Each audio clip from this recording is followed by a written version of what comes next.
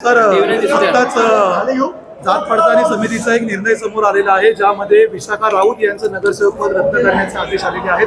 जात प्रमाणपत्रासाठी आवश्यक पुरावे तरी सादर केले होते, मात्र विशाखा राऊत यांनी प्रतिक्रिया दिली की एकनाथ शिंदे यांच्या शिवसेनेकडून दबाव आल्यामुळे हे प्रमाणपत्र रद्द करण्यात आलेलं आहे। जी कमिटी आहे, जात पडताळणीची जी समिती आहे, ती हे न्यूट्रल असते, तिला पूर्ण वेगळी असते आणि त्याच्यात कुठलाही शासनाचा दबाव नसतो आणि जो काही झाला आहे निर्णय तो ऑन मेरिट झालेला आहे।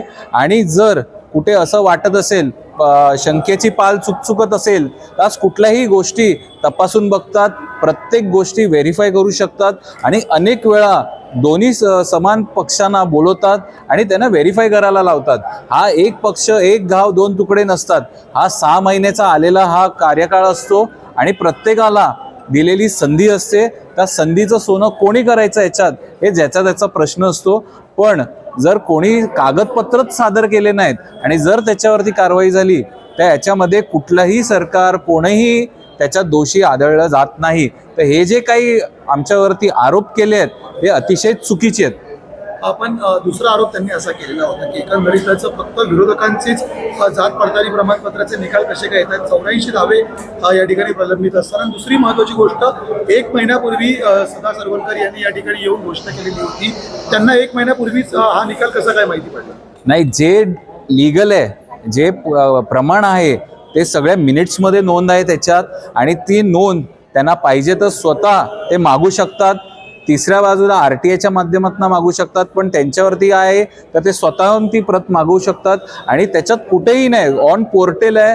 आज कुठे ना कुठे जे त्यांच्या बाबतीतचे जात पडताळणी किंवा कास्ट सर्टिफिकेट जे योग्यरीत्या जर सबमिट केली नाही आणि पक्षांनी उमेदवारी देताना ती प्री व्हॅल्युएशन जर केली नसेल त्याची सर्टिफिकेशनची, ही चुकी आमची नाही आहे। आम्ही सगळ्या गोष्टी केलं, शिवसेनेने केलं, भाजपाने केलं, तर ते योग्य रीतीने आम्ही सगळी पडताळणी आधी तिकीट देतानाच केली, म्हणून आमचे कुठे ना कुठेच रिझल्ट लागत नाही आहे। जी काही रिझल्ट लागतात ते विरोधकांचे लागतात आणि या बाबतीत त्यांनी त्यांचा अभ्यास केला नव्हता, म्हणून ही आज गत आहे त्यांची। सर, पाहायला गेलं तर जेव्हा निवडणूक झाली BMC, त्यानंतर आपण पाहिलं की जे स्थानिक आमदार दादरचे ते असं म्हणाले होते की आम्ही सरवणकरांना संपवलंय, मात्र आज आपण बघतोय की जे सेकंड रँकवर तिथेच कन्या आहेत ते बघतोय। कुठलाही पक्ष आणि कोणीही संपत नाही, ही जी भाषा त्यांच्या डोक्यात हवा गेली आमदारांच्या की कोण संपलंय आणि काय संपलंय। आज सरवणकर साहेब हे जुने शिवसेनेचे मोठे कार्यकर्ते होते, शाखा प्रमुख पासून त्यांचा जो एक प्रवास सुरू झालेला आज तो पुढे आलाय आणि महेश सावंत हे स्वतः त्यांच्या ताळमीत घडलेला हा कार्यकर्ता आहे। तर कोण संपलं आणि काय संपलं याच्यावरती काही बोलण्यात काय अर्थ नाही आहे। आज सरवणकर साहेब हे एक लढाऊ नेतृत्व आहे, एक कार्यकर्ते पदापासून आलेले एक व्यक्ती आहेत आणि आज त्यांच्या घरातला जर एखादा व्यक्ती आज या पदावरती बसत असेल लिगली, तर त्याच्यात काय पोटशुल्क होऊ नये अशी माझी त्यांना एक हे आहे।